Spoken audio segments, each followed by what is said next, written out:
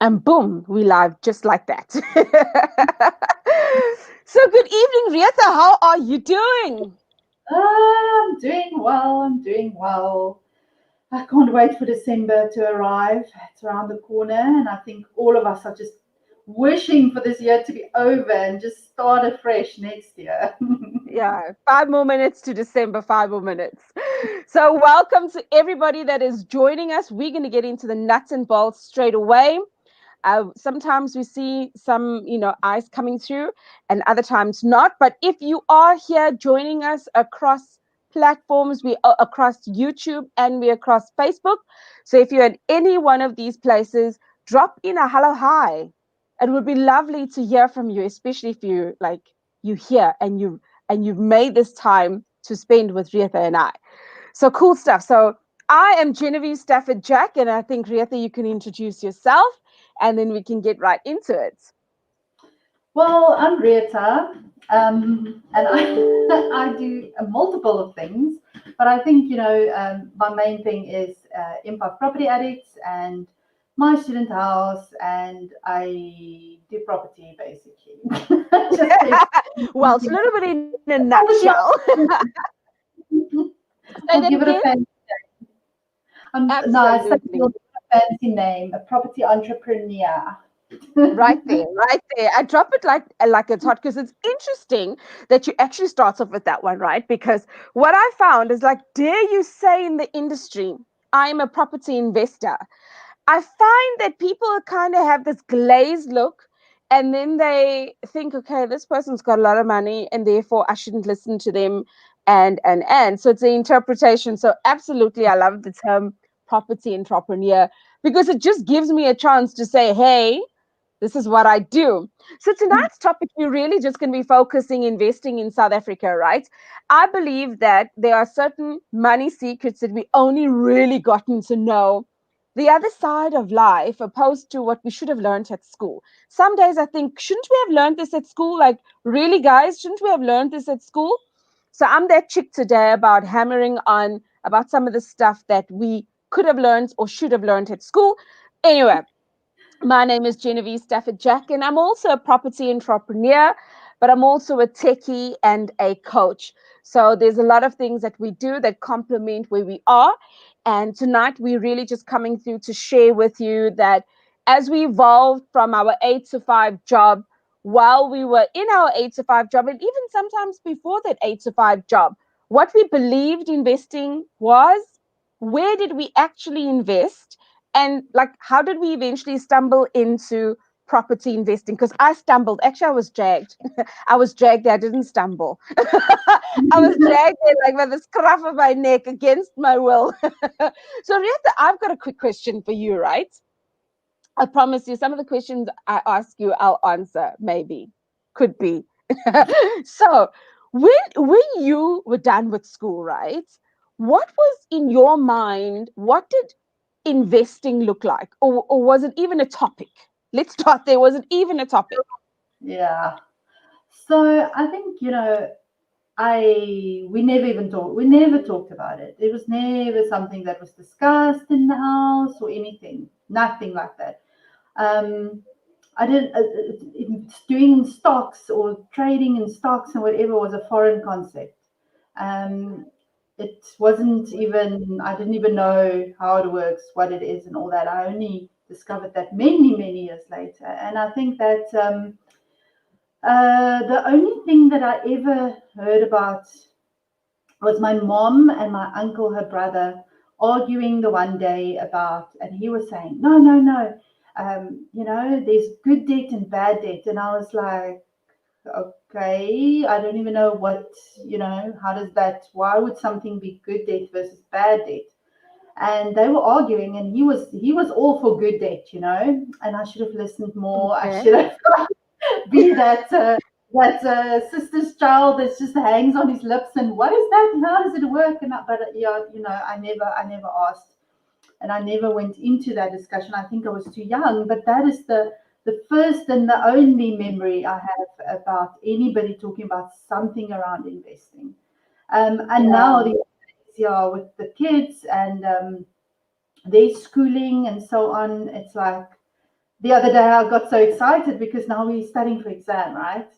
And Okay. my son, they, they had a thing about how to calculate interest, right? And if Oh, yeah, they do that now. So if you give somebody this much money and there's so much interest, da da da, simple interest. I was like, no, no, no, no, no, no, no, no. Forget how that works. Forget it. This is how calculate compound interest. That's what you want. Compound interest. This poor child didn't know why I was so excited. But I'm like, whenever I see a glimmer of something in there, I'm on it. no, which is quite cool because our kids get that added advantage of learning from what we've overcome or what we really saw as injustice to us growing up, right? Because you see, my mom was one of a very interesting somebody. So back in the day, I used to see my dad coming home with this brown envelope, and you hear the term wages, and every Friday the brown envelope happened, right? But what was interesting is that on the back of the brown envelope, my mother started writing, but she always seemed to know what she was writing. And, fast forward my curiosity, she was writing out a budget because, in terms of what her salary would do, she got once a month. She would then cover whatever is needing to be covered. And then on a weekly basis, the wages will come in, and there were certain tasks that were done. And I was like so fascinated. But you know what fascinated me the most, though? And I did a YouTube video about this just the other day. Actually, wait, let me just show you something good because, like, I should have had it ready, right? But I promise you, I'm just getting to, office things. I did a video on where I learned how to do investing. Dun, dun, dun, dun. Does what, anyone know that? what is that? NBS. This is an NBS book. I used to go to the bank, my mother, because this is where I learned it from. She'd go to the bank, she'd give them the book. And in the book, there was something electronic that they would do, and it would have a line item that is printed to say today's date, say the 25th of November, you came to deposit 50 Rand. And over the last month, your money is made X amount of interest. And therefore, you don't just have 50 Rand, you have this money that's growing.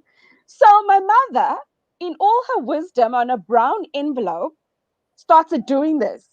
So one of the things I adapted from her was doing a budget. But then I was a cashier, a cleaner, and having the small sum of money coming through, I got the book. And this was my first investment. It was actually a savings account in a form of a book. Oh, wow. Okay. Now I've just given my age away right there. Yes. I This, don't think I even had an account until I started working. It was that hectic. It's like even at while I was studying, I had my 150 rands that my grandmother would give me for spending money and whatever. The rest is all on the card, right? The university card, and yeah, so definitely you are light years ahead of where I was. but I thought it was pretty gangster though. And this is like when we were having this conversation the other day about what are we going to be sharing from investing, right? So before we even get into any sort of secrets, this is just how we grew up. I was talking to a student a couple of weeks ago, and one of my students said to me, "Oh, you must have been so lucky because you got so many good gems from your parents and whatever." And I looked at her and I'm like, okay. I was trying to understand where she's going to with it, right? And at the end of the conversation, it sounded as if I was a property entrepreneur since I was 18. That's a picture that she kind of painted back to me. And I'm like, no, not really. I actually started off with like what Lisette just said, like a ledger account, a manual bank statement. Imagine that. And this is for me where I just really would love that everybody that follows what we do in terms of property entrepreneurship to say, you know what, guys, we also started on a point where we felt like, where to from here? Rieta, there was a cool story when you spoke about Your uncle. I wish I had that uncle, but the flip side, I had the mother that had like the other day when I found this in my vanity case, I was like, yes, I still got a vanity case. Imagine that. When I used to travel lots, we had vanity cases. So yes, in my vanity case, where I found an old 50 cent piece as well as this NPS book, Hey, I was like, that 50 cents might be worth something now, especially if it's an old one and a good one. it's an old big one like that. You know, that old silver big one. So maybe I should That was your investigate. best investment. That was your best investment. Hopefully, this is still there. Let's imagine. Exactly. So I'm just thinking maybe we should share with everybody how we actually, like, when we got to understanding, assets and liabilities, like how did we start actually investing? So maybe I'll shoot with this one first and then you can grab it. For me, I was, from my NBS book, and then Mhm. NBS merged and the Amalgamated Bank of South Africa, ABSA, was a number of banks before that came together. And I recall that I was in the call center. I was 21 years old and I'd started working in the call center, and it was at a financial institution. And I started understanding a little bit more, a little bit more about, numbers. And then I found this very interesting that there was something called the 32-day notice account. And so that was my official first investment this side of life. Have you ever had one of those accounts?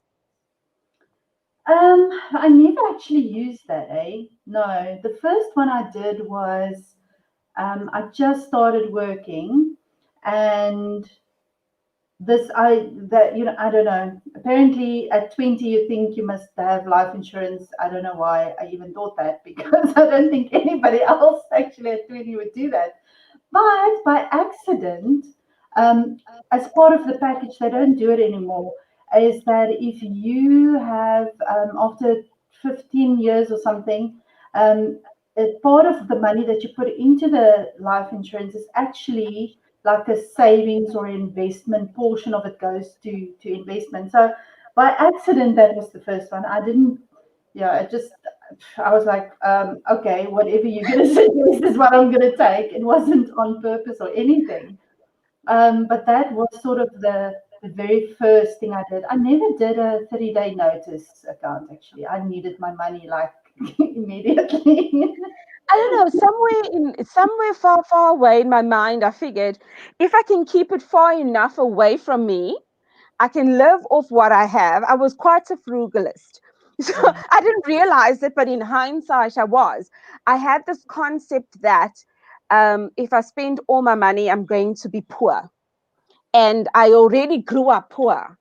In my mind, or somewhere in the back of my mind, I was like, I'm not going to be doing this for the rest of my life. I love my mom's. I love what she's done for us. I love my dad, what they've done for us in their own way, because, they've also had to be, you know, taught in something, right? So I love what they could do with what they had. But in my mind, I was like, okay, I grew up poor. I grew up with hand-me-downs. Still no problem with that. I'm big and strong. But still not going to play that game for the. So in my mind, if I kept it far enough and the bank was a safe place, it was a safe place. So this is what was in the back of my mind. And you actually talk about life insurance. I got mine at 22 because also somebody had come to the church I was going to, and he's a financial planner. And guess what? Up they until still for just you. 2, 3 years ago, he was still my guy. He was Oh, still my when my brother got paid out, I called him and I eventually affectionately started calling him Uncle Alan. So this is how long Uncle Alan was in my life with this life insurance stuff. And then it was a retirement annuity. Did you have one? I didn't. I straight from varsity, I went into a job. So it was yeah, you kind of have to. And I'm like, but I don't want a pension fund. But also my financial advisor said, and it was actually kind of true that so the company that I was at was quite cool in that they would match up to 15%. Mm-hmm. Total, they would match whatever you put in. So you could take a maximum of 7.5% of your salary, and they Mm-hmm. would give 7.5% from the Oh wow. company. So that is all already like almost double your money, right? So that was a good one. So that was good advice, I think, that I got at the time, seeing that that was my only investment, really.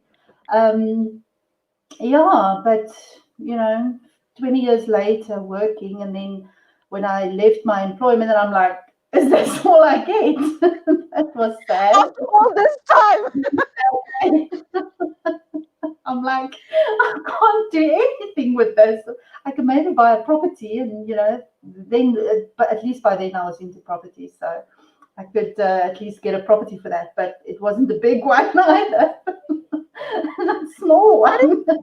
it's quite interesting you say that, because as we're moving along, I mean, the other thing that I learned over time when working in the bank, I could get the bank investment products. I played around with a few bank investment products, and somehow it left more of a twinkle in my eyes than a normal savings account, than a normal 32-day notice account. So for a long time, I was kind of confined to the bank products. Again, nothing wrong with it, but for the time where I was, I really wished I knew what I know today.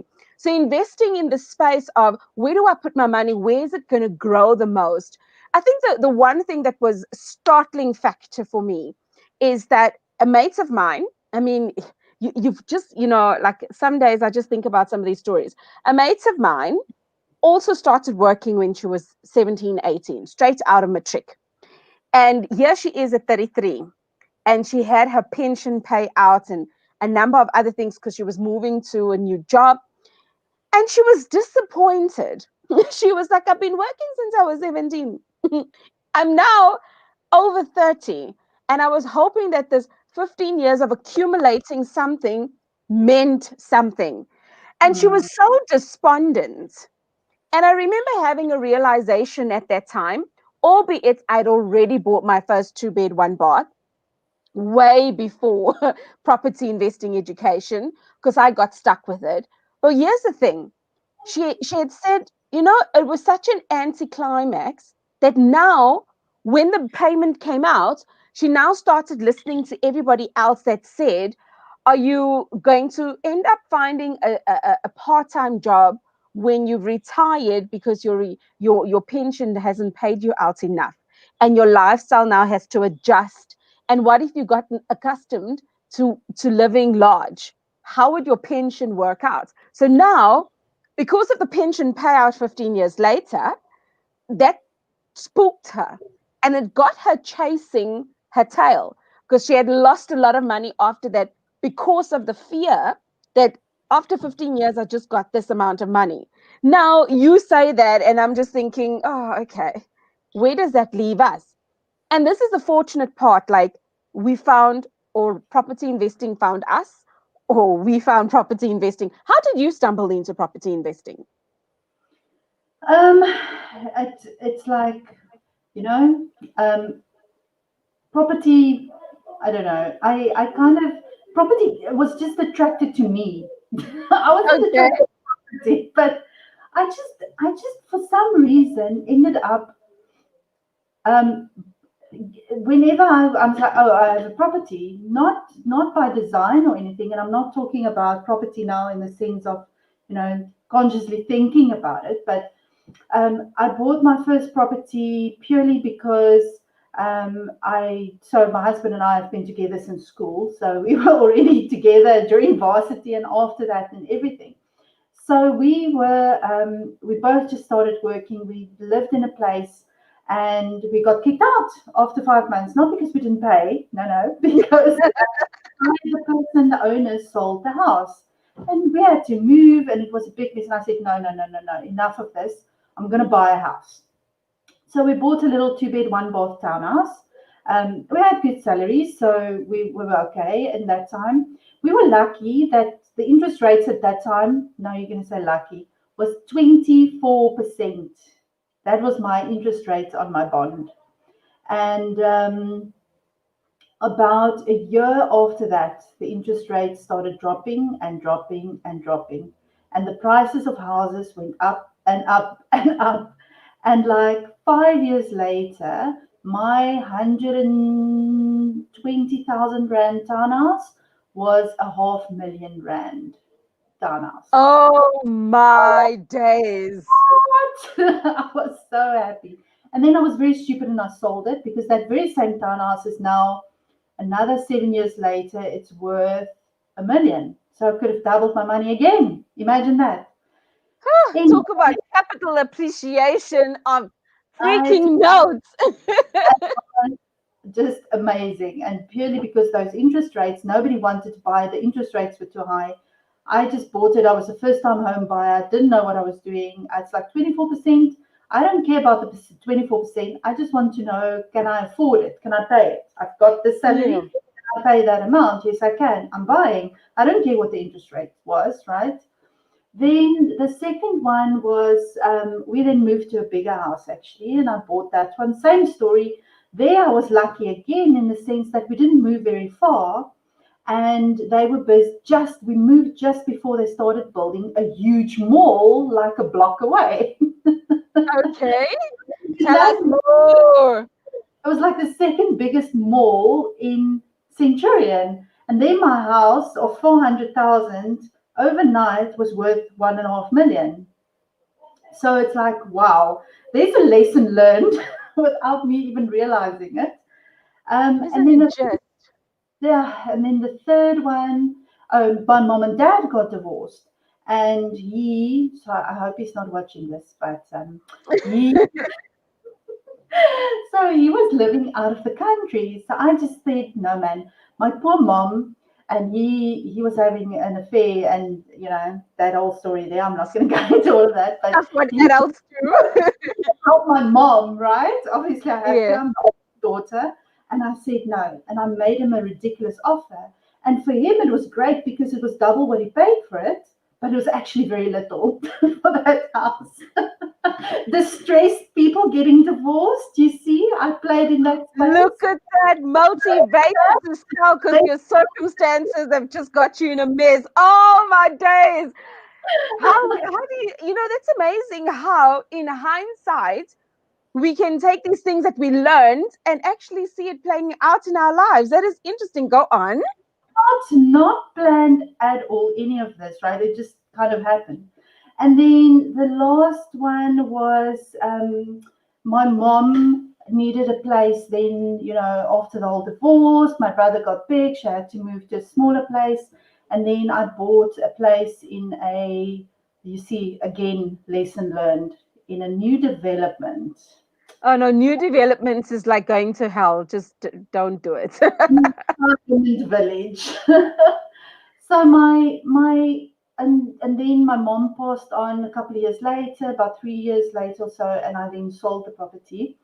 And I think I actually broke even on that one, and I would have made a little bit, but the problem is that your levies are very low in the property, except in those sort of estates, and Mm-hmm. then sell, you have to give like 7% of your sale value My as a word. as a special levy that goes back to the estate, and there goes all Oh wow. like I no, didn't know I that. didn't need that when I bought the damn house. So it's like no. Anyway, so lesson learned: no new balls. Like just no. No, like That's I don't how. know I don't know what it was for me, but I've always rejected like instinctively, and I cannot even quantify why.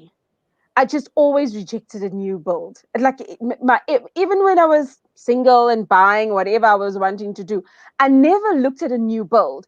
And I think the one thing that annoyed me for all the new builds that I looked at is that the rooms were so small. It was ridiculous. And then I would go to a much more older building, and like it's like it could fit in two double beds in there. And I'm like, what is this? You know? Hmm. So instinctively for me, it was like the no build is like, no, it's not even an option. So those are very, very interesting stories that you find. So for me, I had gone to, I was one of those that I was curious. I wanted to know why. And one conversation I had, when you work in the call center, you work amongst your mates and you start talking about stuff, right? And somebody says, yeah, no, I'm tired of paying somebody else's rent. And somewhere my mind ran with that. And eventually I bought a 2-bed, 1 bath in Sophia Town. And I remember walking into that and I was like, oh, those carpets, those carpets, but those, like, I saw my eyes popping everywhere, right? And then eventually I was like, okay, when we move in here, things are going to get cleaned and like deep cleaned. The carpets didn't look like they were the same carpets anymore. Deep cleaning, a little renovation here and there, paint work, a little change of this and this and that, and a whole entire change of a kitchen. I was obsessed with the kitchen. That kitchen was vile. And I remember feeling so accomplished. But then I remember thinking, so now if I've done this, how would I get more money to go and live in my next house and have somebody pay here? And that was my initial pop into investment. Because I'm just thinking, if I'm investing my money and I need to understand where I'm investing my money, fast forward that experience, when we got into property investing, I thought to myself, I was actually sitting on gold. I didn't realize it. I didn't realize that I could go refinance. I didn't realize how much equity I bought into the property. Because, like yourself, I also got into that property, did a young negotiation for the things that still needed to be done. And the young lady that was selling that, there was stuff that was going on with her and she was moving back home. So she was kind of motivated to sell. Had I seen that, just like your moment, had I seen that. So now that we've gone through all of these different things, building up to eventually thinking, now that I'm going to intentionally do something, I can remember our conversation one far day of our million hours of conversation, because we can't talk for less than an hour. um, I Truth remember you saying, yesterday, even the conversation that we had about the other business, I realized when I said goodbye to you, we were on the phone for more than an hour. Like, we oh, can't talk. Yeah, we can't talk for less than an hour. So in our million hours of having a conversation, I remember you saying there was something that was happening around you, and you typed side hustle ideas. You want to bring back to remember? I don't remember the whole story. I don't want to tell your story. You here to tell your story. Tell me about that. What made you go? It was something like that. You typed in side hustle ideas or something. yeah. So I actually started to get out of my employee mindset because of the training course that the company sent me on. Ah, okay. I love this. If there's a company you're listening, don't send your employees to. It's a course called Investment in Excellence, but it is actually it's very much aligned to Think and Grow Rich, um, those type of books and things like that, right? This whole thing about affirmations and trying to, the power of your mind and your thoughts and how that influences your behavior and your outcomes and all that. So in this course, I had a big epiphany, and I realized that I'm literally living my life by neglect, not by design. And I'm like, but what do I want to do? And for the first time in my life, I was really thinking, but I'm just going with the flow. What is it that I actually want? Anyway, Mm. so there I am Googling and started to think about opportunities and what can I do for a side hustle. So the brother was a maintenance guy for kiddie ride machines, right? So he would go from place to place to place and he would fix, those coin operated things, or you put a coin in and a bubble falls out for the kids. So, Okay. those things that us as parents hate so much. You can't go Now anywhere. they've got cell phones and all sorts of stuff, and you're putting paper money in. And you see. So I then went and I got myself a couple of machines and I put it into a place, into what was it, a drosser or somewhere. And Okay. the freaking manager would, whenever he needed a plug, he would go and cut off my plug. And then the machine would get stuck. And then whenever I went to collect my coins, of course it was in the evening after work, so we had to eat there. There goes all my profit on a meal. It's like, no. So I finally realized, no, this thing is not going to work out. So I sold them at a huge loss. Like, I'm hungry, I'm here. I'm with you. I'm with you. Wine and a glass of beer, whatever later, and all your money's gone, and you paid 5 rands. So anyway, so that was a big bust. That went down. Then we also had lots of big tarantulas, right? So tarantulas have to eat, and our Okay. tarantula ate cockroaches. Okay, so we thought that. Okay, I thought, well, since we pay so much for these cockroaches at the pet shop, if we could breed our own cockroaches for our spiders, great. But what if I then sold my extra? Because we know cockroaches breed a lot, right? So what if I then sold my extra cockroaches back to the pet shop? That's a little business right there, isn't it? So then I'm like, continue. This is so interesting. we order cockroaches online. They actually come in a tub and it gets posted to you. Yes. Okay. Anyway, cockroaches arrive. We put them somewhere, and these flippin' things wouldn't breed. When in your life have you seen cockroaches that won't breed? I mean, come on. Anyway, so the spiders ate that business. And That is the best I've heard. I didn't hear this side of the story. This is even more juicy than I thought. Tell us more. These cockroaches that don't want to breed. oh, and then the third one. This is just before I got properly now into property. The third one was Mm-hmm. I still don't know where I got the idea from, but my sister had a huge house with a big yard, almost like a small holding. So I then decided, no, I'm gonna do rabbits. Okay, because rabbits also they breed, right? And there were these huge rabbits. They like 5 kilogram rabbits. Okay, so huge things. And then you make babies, you take them to the abattoir, they get slaughtered, and you sell the meat. Okay, so I'm a farmer now. So Oh, I obviously love this. I love this. it was horrible, not but purely because they tasted very good. That wasn't the problem. But the problem was that it was so much work, right? Okay, I didn't do the work because now I appointed the husband, right? Because he was retrenched at that time, so he didn't have a job. So I said to him, "You're now the person that's going to look after the rabbits." Oh, Okay. no, it was a mess because then I don't have enough babies. Then they don't all grow. You will know how with chickens, right? There's days you count the days. It's the same with the rabbits, and you want them a certain size. Otherwise, they get tough and you can't sell them, and blah blah blah. So that eventually, after months of setup, the cages and all of the logistics. And eventually I moved to Cape Town and then I said no. And we just got rid of all the rabbits and I sold them. And that was it. That was the rabbit business also gone. I think at least with the rabbit business, I didn't make a loss, but I broke even. So that was all right. But it was an experience, and I tried not to bond with the rabbits because I was like, it's your job. I'm glad I didn't actually do it because I wouldn't have been able to pack them up and take them to slaughter. So I was so glad it was my husband's job to do that, not mine.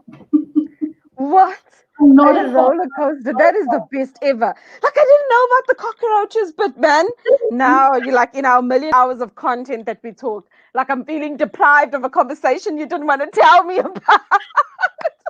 Embarrassing. I don't want to tell you. you know but you see, that's a fascination, and I'm actually so glad that tonight we decided that yes, we could have come on, started talking about property investing straight away, as we do, as we usually share. But it was so cool. And when we had this idea, like, let's actually just share with everyone. Don't think you are a failure for doing the things you do. Don't think like, oh, if I don't get this right, I'll get nowhere. Because, I mean, you've just set that premise so really well for us. Like, you've gone through, like, that was the best one, the cockroaches and the cockroaches that don't breed, and it's a business. somebody is selling cockroaches and it's a freaking business. So that And like, already tells us, like, the world, guys, the world is our oyster. Truly, the words are not just words. The world is our oyster, Rieta. Like, after telling me about cockroaches, I shall not look at these things lightly. I will not, never again. ever, ever. Like, I remember when TJ and I started our side hustles, we were barely married. Actually, we were not married yet. And here we are, boyfriend and girlfriend, trying to start side hustles. I think we bought our first car as we said, I do. Like, literally, business came 5 seconds before marriage. Like, it was like marriage is not enough hard work. We had decided to do two in one. Do not try this at home. I'd like to have that disclaimer. I should have had it there across. Do not try this at home. Going from the car rental business into nappy distribution, into chicken farming, and also much like what Rieta said, Tawana got in like really close to the chickens. And the first lots of chickens that people started coming to buy, he was devastated. I remember he comes and he walks into the house and he says, and he couldn't even get the words out. That's how No. he was, And then Tao just says, Gina, please do something. And because I didn't understand, I started looking for blood. As a mother, this is the thing. I started looking for blood. Is my child hurt? Where's the blood? And he was, and I'm like, Papa, but what happened? And eventually, he just says, they're taking my friends. I'm like, where are they taking your friends? They're putting it in the cage and they're taking with them. And And then I figured out he meant the chickens. you were just about to call the cops. I'm Putting like, this in business. you know, I was just about, who am I going to open a can of whoop ass on? Because, like, how could they take my child's friends? And then eventually it was the chickens. So I can imagine this connection that you have. But, in all of our stories, and I love the laugh that we've had because somebody's asked us a question that actually we're not prepared to talking about today, but because we investors like that, we'll talk about it. But just to round off this, to encourage everybody, here's a word of encouragement between Rietha and me, between cockroaches, chickens, rabbits, and a bubble machine, nappies, and car rentals. Guys, you cannot get more diverse than that. Just think about it. If you think you're failing in what you're doing, just understand that investing in what you believe and really putting your everything into your side hustle or whatever you want to call it, it's really worth it. Because had we not done all of those things, property investing wouldn't have found me. Like, I can't imagine that it would have found me that way. Because TJ says, let's go to the seminar. And I thought the man lost his marbles. I mean, we're growing in debt. The chickens are dead. We paid 750 Rand for a post mortem. And you want to go to a property seminar. Asileka. And sometimes when I really just want to say something and then also not offend my person, I switch straight into Afrikaans and I take advantage of the days that he didn't understand as much Afrikaans. And I'm like, I would say, Asileka ni, not everything is happening up here. And then he'll look at me and like, but babe, you need to talk to me. And I'm like, I am talking to you. And then I'd go back into Afrikaans. Why? Because I felt that I was losing control. I felt like all of these side things are a mess. But investing right here in South Africa, if you can go from cockroaches to property, if you can go from chickens to property. So maybe let's open the conversation on property. But here's the question. Norma, I'm going to call you Norma. Norma Langa. Yeah, I said it okay. Norma Langa. I said it. I am convinced I said it fine. Norma Langa already 10 minutes ago asked this question. She says, hi, guys. Tell us what time is the property university course and on which days? So, well, she just clearly went straight for the juggler. So while we are here, I could share a little bit about it. So, Nomalanga, what I'll do is I'll drop the link in the comments right now and share more about it. So it's a first ever. Like, Rieta and I decided to start our collaborations here on YouTube, but it's not the first time we've collabed. We've collabed in a number of different things. So now I've got the privilege of collaboration with M5 Property Varsity, where Rieta's gracefully invited me and said, come, Jen, come and also share your nuggets as well, because she really believes that, both her and TJ really believe that reaching as many people to share and try and help you past our mistakes as well, and equip you, you'll then make a lot better, maybe a lot better property investors, or you may make a lot better decisions that we may have. But the whole idea is to equip you. So Rieta has invited me. So I run a training and coaching company. I initially specialized in learnerships, where I'd go to different companies. And it was early last year when I was stalked. I will not say where I was stalked, but I was stalked at quite a few networking events saying, I want to do what you're doing. And that's where I created the property fundamentals class. And the fundamentals class is really just talking about the nuts and bolts and understanding that property investing talk. You know, think about some of the jobs that you've done before. You've gone and there's this jargon that you think to yourself, I'm never going to get there. So that's really what this particular class does. It helps you through the jargon, helps you through the understanding, and gets to a good foundation of actually understanding what goes into property investing. So we're going to have 4 live classes. It's going to start next week, Monday. So the Nomalanga, the 30th of November, 1st of December, 2nd of December, and 3rd of December. So these are 4 live classes, right? Everything will happen online on Zoom, which then means it's going to be recorded. Because what you're going to do is you're going to get access to the pre-recorded class, and you'll see some of the pre-work that you need to do to prep yourself up for the 4 days. But you also get the replay of the 4 days over and above the recorded stuff. Rieta has gracefully added a 1-month membership. you know, You'll get 30 days, free access or free membership. And then just before we actually start the session next week, Monday, I'll do a one-on-one strategy call for you, because I'll be delivering the content. I'm going to be talking about all stuff getting started in property investing, passive income versus active income. What do they actually mean? When it comes to property strategies, why do property strategies play such a vital role? Using other people's money, what does that mean in your space of using other people's money? How to find property investors in terms of when people are buying property, which sort of vehicle would you use? Would you, buy it on your own? Would you buy it in a company? Would you buy it in a trust? And so on, So we're going to go into like a proper deep dive. And like I share, the classes are the 30th of November, 1st, 2nd, 3rd of December, from 7 until 9 o'clock. I'm going to drop the link so that you can see the details, so that, boom. So then, now that I've answered that question, Nomalanga, I trust that I've answered the question. So if there's any questions that you have around the class, click on the link and you'll be able to see these 4 days on what we're going to be doing.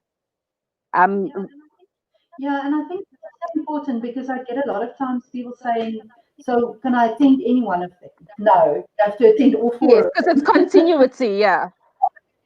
It's the same thing. It's just spread out over a few days because Mm. there's a lot of content to cover. Yeah, so it's one course, but just done in pieces over 4 days. Yeah, yeah, definitely. And yeah, so like I shared, thank you, Rieta, for that. That was a good clarification. And the reason we do that for people that are still currently in work, right? You need to go to work, you do your 9 to 5, 8 to 5, whatever it is. You get home, you have to make dinner for the kids, da da da. And eventually we're trusting that by already 10 to 7, you can take a deep breath and say, you know what, family, for the next 4 days, time out. And I want to tell you a little story. I'm just remembering it now. I recall TJ and I did our training the first weekend in December. So it's actually over these days. It was ours was like, I think, the third, fourth, and fifth, or the second, third, and fourth. It was something like that, right? And I remember that at work they had a year-end function. And the year-end function was not a year-end function without Genevieve. And at one stage, I heard, you know what, Genevieve, you are the loudest sober person I know. So we don't even want to know what you would look like otherwise, but you are the loudest sober person that I know. And you're the life of the party. And you're saying to us, you're going to do a training and you're not coming to do life. And that's what they called it. Unfortunately, we've been blessed that it's 4 years now. And 4 years later, while others were having a party, Baba, 4 years later, we've been able to take our time back. We bought into time freedom so that we can do the things. We would rather work 24/7 for property or in property or with property, however you want to see it, right? And in all the other things that we enjoy doing, we rather do that and sacrifice a couple of days. But that was just, I thought, a random one I just throw in there for good measure. Retha, what are your comments around there? Thanks to Nomalanga. Nomalanga, you opened a can of worms. Totally. Yeah, I think you know what. It's important to um, understand the basics, right, and all the different things that you can do. And I think in my weekend, because I had 3 days as well on my first class, it was really just every second word that man said blew my mind, and it was like, what? You can do what? Exactly. Isn't it just? Like, you know, and I think I went in there with expectation that I'm going to walk out of there a property expert. And I think those 3 days just opened up my mind as to how little I knew about property. Isn't And it it just? made me curious because sometimes, you know, you think you know everything, but you haven't gone through but what is there so that you can see what fits what you want to do and where your strengths are. So I think it was important to do those 3 days to kind of open my mind and see there's a whole world out there. Because you know what, when you're in a company like I was for 20 years, all in the same company, all you see is this, right? You True. don't know that the world is 360. And I think that's what that weekend did for me. And I think that is what any fundamental course like this will do, is really to open up your peripheral and your awareness of what is really out there. How does it work? And then you'll be able to spot things going out there by yourself into the future as well.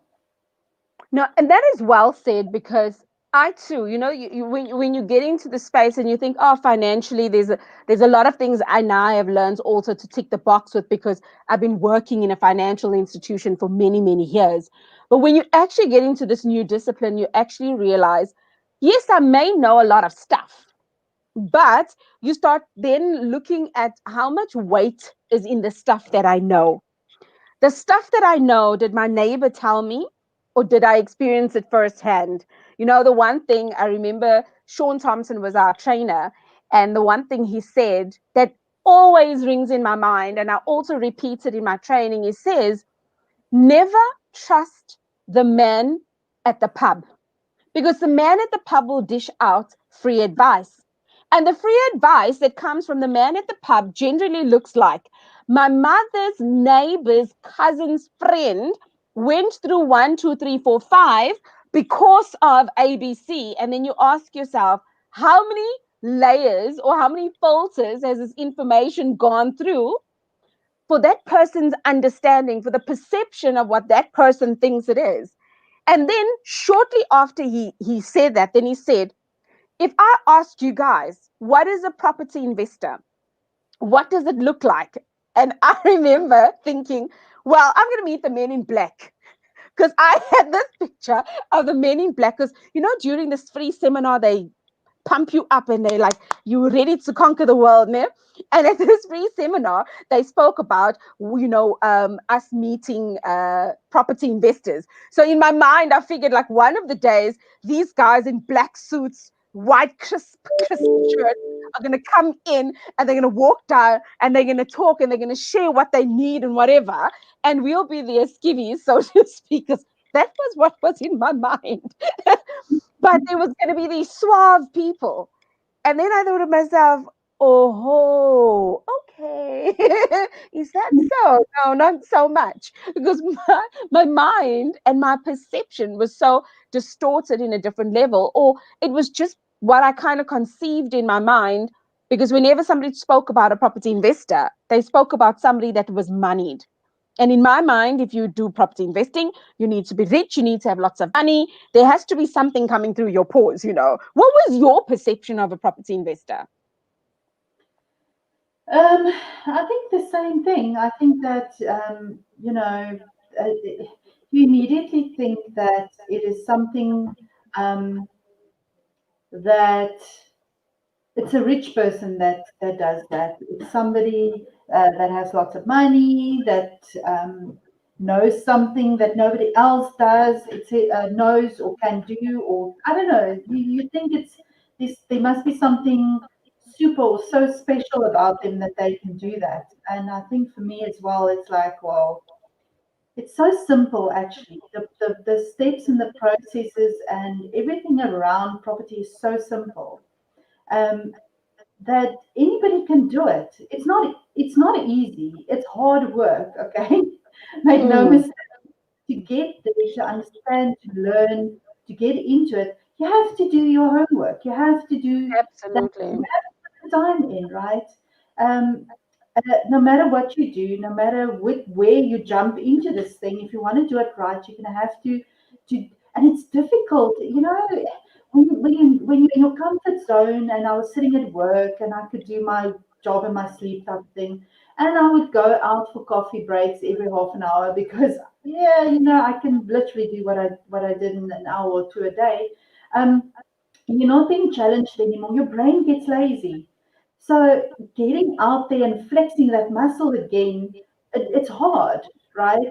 But once you get into it, it's like it's exciting, and Mm, you get addicted to wanting to learn more and more and more, and put in that effort, and then you realize, okay, well, anyone can do it, really. You don't have to be special, but no, it's very absolutely. I can do it. No, and you make a lot of sense there. The tasks are simple. They're so simple that people complicate the simplicity. But it's not easy because you have to get out of your comfort zone, just as you said. And literally now facing rejection of all kinds and listening to what people say, but the reward when you put in the time, the reward when you put in the efforts, the reward when the language becomes your second language, that sometimes you actually don't realize that you speak gobbledygook in front of others, and then they look at you like, you Mr. Smarty or Miss Smarty Pants, what are you trying to prove? And then you realize just how much it's now become second nature. Because again, part of the trainings that I do, I make the disclaimer, guys, if I say an acronym, I don't intentionally mean to say the acronym, but what I need you to do is hold me accountable. Hold me accountable to a point where you say, Jen, you've said something that sounds like Japanese. Can you just rewind and go back? And that's just and doing a whole lot of work, hard work. So Nomalanga says, thanks, guys. She's working full time, 8 to 5. Um, Working full time, it's cool. Remember, you have to be in it to win it. So just find your space for next week on from 7 p.m. to 9 p.m. See how you could try and adjust your family. Because, like now, at this point, my family has walked in and out and in and out. And I'm sitting here saying to myself, let me remain poised because I'm across the world wide web, right? You're going to have breaks and disturbances like that in anything that you do. You just need to decide what is it that you're after. So, Nomalanga, we trust that in this last 10, 15 minutes or whatever it is, we lose time when we talk about property. We lose time when we talk about all the things that we love. Actually, Rieta and I just lose time entirely. Whether we are online or whether we face to face, we just seem to lose time. and Rieta's good people to lose time with, I reckon. So I'm just thinking, So, Lindy. to Cape Town already. So now, oh yeah, I'm on my way there one of these days. Hope wants to know, am I gonna see my friend Anya? So Lindilwa Sissel says, "Hi guys, I'm enjoying your show, and I hope my question is not irrelevant to your topic. I would appreciate your view on it. Is there a bank that can finance your first multi-let?" I mean, my first instinct is going to say yes, and I'm going to say ABSA. Tell me, okay, Rieta, you can answer that one, and I'll throw in a perspective, and then we'll get back to Hope and Anya later. Well, it depends on what that multi-let looks like. If it's rooms and it's chopped up and it doesn't even look like a house anymore, you have to go to specialized banks. If it's a house with a granny flat and another unit, any bank will finance it. If it's in a good condition, any bank will finance it. Um, if you do that room letting thing and you go a bit funky with student accommodation and that sort of thing, then you might look at more commercial banks like TAF, Sentinel Homes might Correct. also look at that. And there's very niche players in that space. But I mean, you can always find a bank that will finance whatever you need to be financed. Awesome stuff. And then, serious on a serious note, I always like to tease with APSA. There's two things that I'd like to add on the Linda. Okay, Cecil, please forgive me for chopping your first name. So, I would like to ask you: is your multi-let in a location, or should I say in a township? And why I'm asking that, there's places like how Rieta mentioned, Tough. There's a place called Umastandi. They also help as well. And then the second part that I'd like to add onto that one is that, when you are looking at something specialized and you actually want to ask yourself, so how do I jump into this from a financial point of view and a bank point of view? I usually then go to a bond originator, because the bond originators are very creative in the things that they do. This is what they do. Actually, let's put it that way. This is what they do. Just in the last 2 to 3 weeks, there's a friend of mine that called and said, "Jen, I want a house. This is what we need to do, and how do we go about doing that?" And I was able to connect it to a bond originator. And then 15, 20 minutes later, she calls me back. She says, "Do you have a rent-to-rent contract?" And I'm thinking, what did they talk about? And only to find out she pays money into her daughter's account, and then boom, next best thing, you can declare that as income the way they have sorted out for their situation.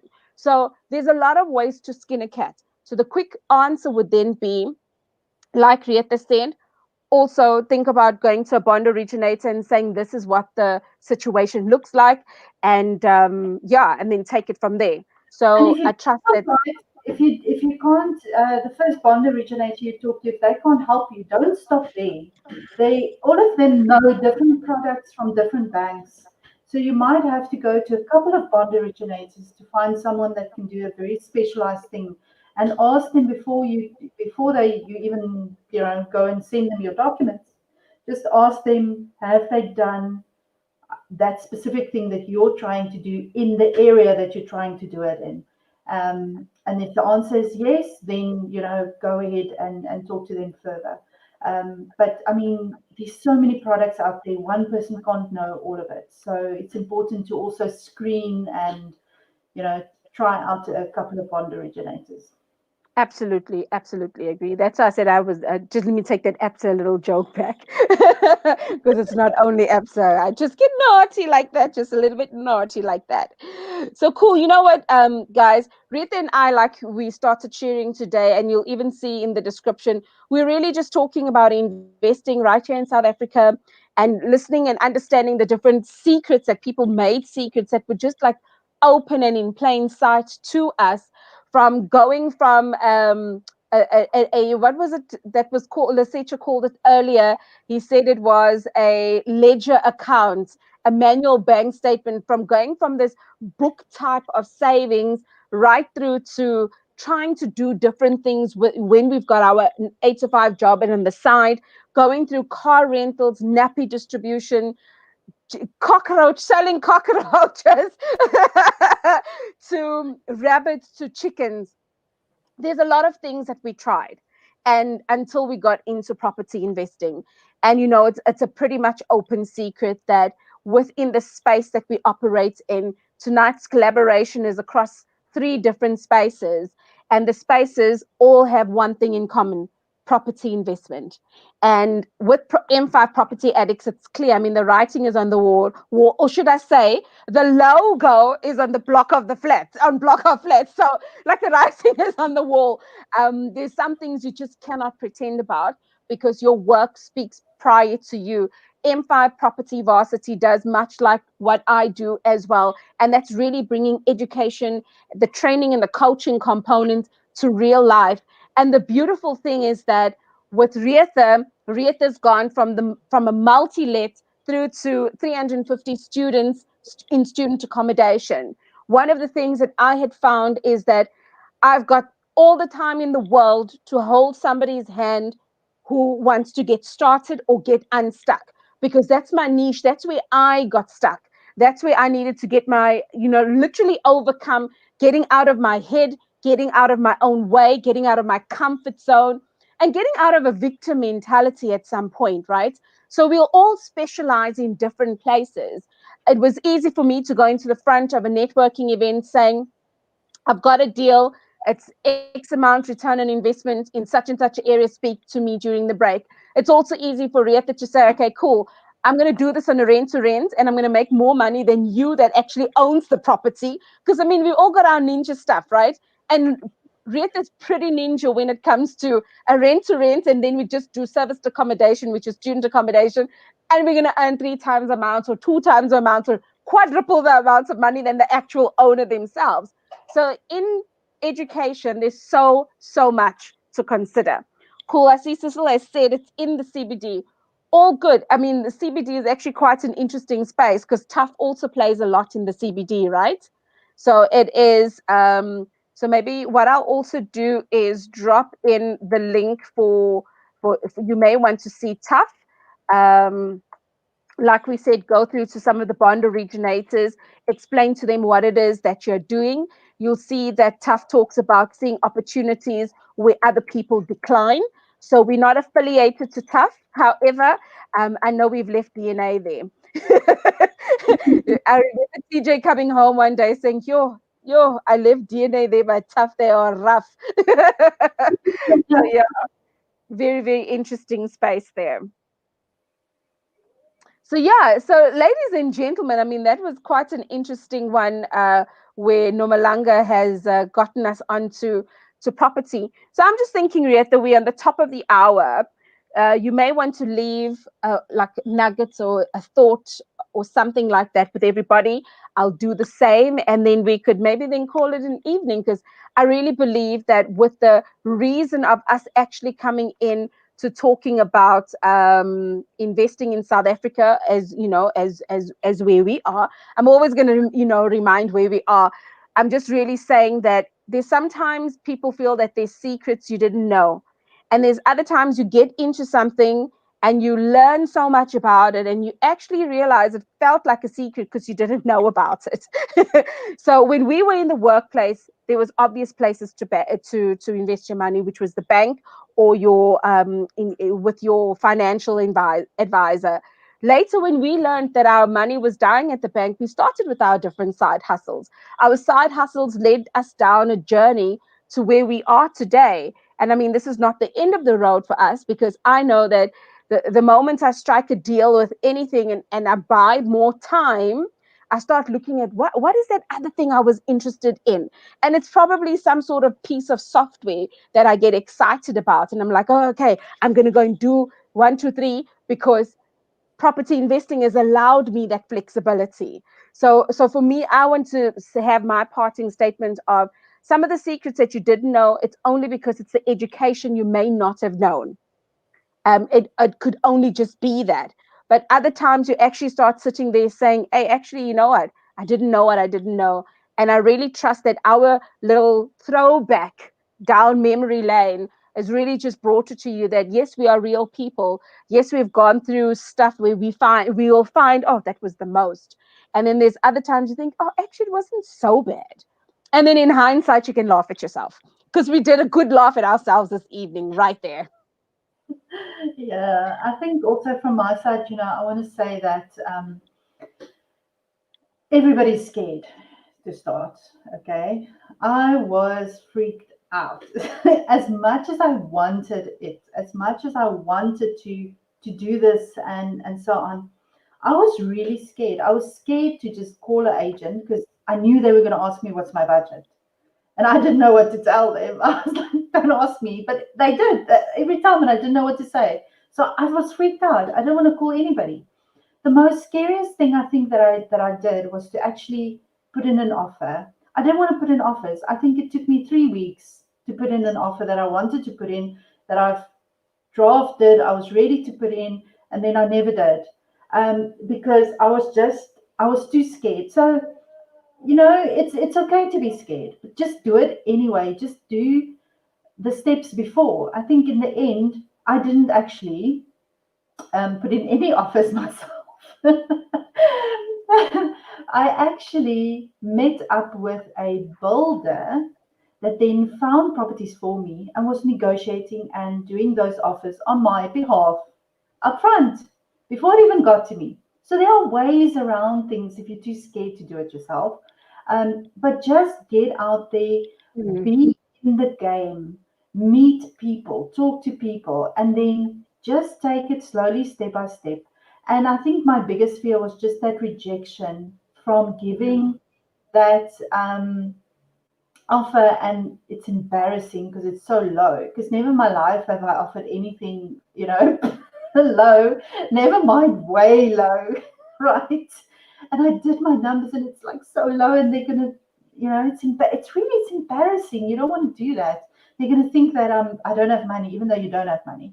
But you know, Yeah, it's like your secret, not theirs. but just if they don't reject your offer the first time around, you've offered too high. So just think about it like that, and just do it. Do small baby steps, but every day just do something to get you going and to keep that momentum. Don't let the momentum stop. And I think that is my key thing for closing off tonight. That is an amazing closer that you just shared there. You know, while Rieta was talking about that, I had such a deja vu moment now. Like when your body actually just reacts.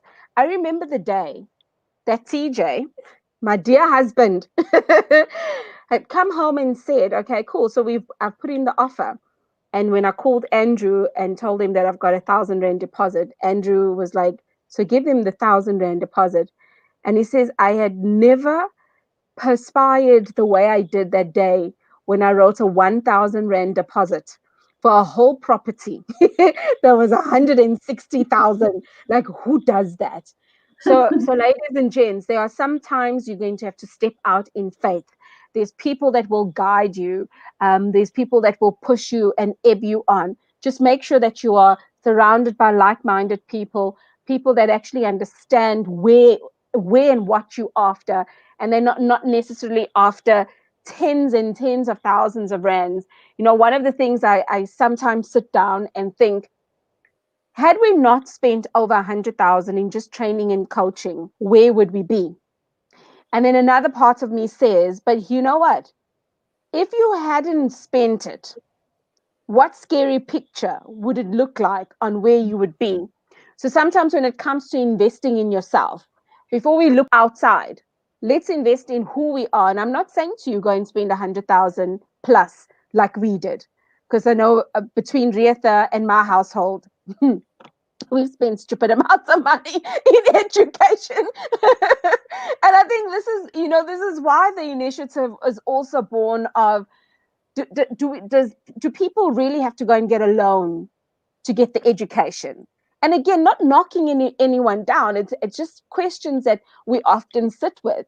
And this is why you'd find businesses like mine that are training and coaching, and businesses like Property Varsity that even though Info Property Addicts is doing the things practically, they've still made that little measure of time to say, can we just push people a little further so that they don't feel as scared as we do. So we look forward to seeing those that are going to be signing up for next week's property investment training. Remember, it is Monday, Tuesday, Wednesday, Thursday, which is the 30th of November, the 1st to the 3rd of December, each evening at 7 p.m. to 9 p.m. I've dropped the link in the comments so that you can actually go through to the link. You'll go through the process, reserve your spot, understand what it means to you, and we look forward to serving you. Hi, guys. All right. Cheers, guys. Have a good evening. Bye.